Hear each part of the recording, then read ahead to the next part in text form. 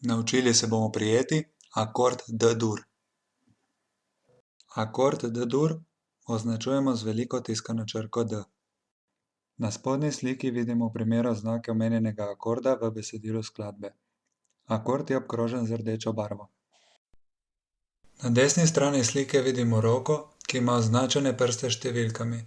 Te številke nam povejo, katero polje na vratu kitare moramo pritisniti s katerim prstom. Akord D-dur igramo na spodnje 4 strune. Praktični prikaz prijema akorda D-dur.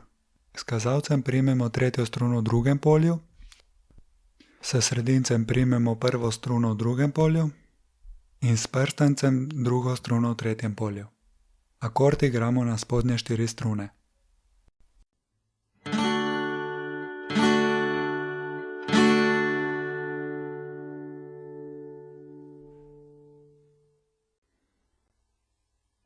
Prikaz desne roke igranja akorda D-dur.